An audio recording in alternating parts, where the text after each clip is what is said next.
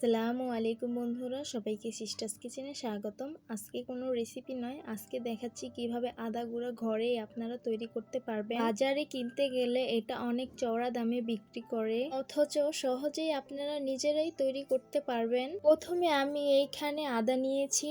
এর নির্দিষ্ট কোনো পরিমাণ নেই, আপনি যতটুকু গুঁড়া চান ঠিক ততটুকু পরিমাণ আদা নিতে পারেন, অল্প করেও করতে পারেন। আদাগুলো সুন্দর করে ছুলে ধুয়ে নিয়েছি, বটি দিয়ে পাতলা চাকচাক করে কেটে নিয়েছি। আপনারা চাইলে একটা গ্রেটারের সাহায্যেও কেটে নিতে পারেন। পরিমাণ মতো ভিনেগার দিয়ে দিব, আর এই ভিনেগারটা আমি বাসায় তৈরি করেছি। তারপর ভালোভাবে মেখে নেব।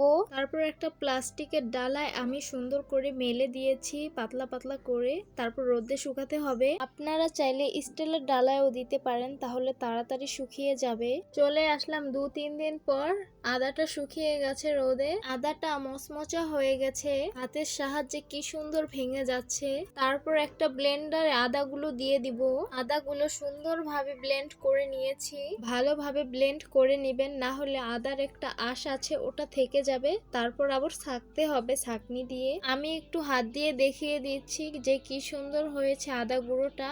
আদা গুঁড়া 1 বছরও সংরক্ষণ করতে পারবেন নর্মাল টেম্পারেচারে। রেস্টুরেন্ট আর বিভিন্ন রকম রান্না, স্পেশালি রান্নাগুলোতে কিন্তু এই গুঁড়াগুলো অনেক বেশি ব্যবহার করা হয়। এছাড়া নানা রকম মশলা তৈরির ক্ষেত্রেও আদা গুঁড়া প্রয়োজন হয়। আশা করছি আজকের এই এপিসোড আপনাদের ভালো লেগেছে এবং উপকারেও আসবে। আদা গুঁড়োগুলো একটা কাচের কৌটে ভরে নর্মাল টেম্পারেচারে রেখে দেব। সবাই ভালো থাকবেন, সুস্থ থাকবেন আর সিস্টার্স কিচেনের সাথেই থাকবেন। আশা করছি আবারও দেখা হবে নতুন কোনো ভিডিওতে। আল্লাহ হাফেজ।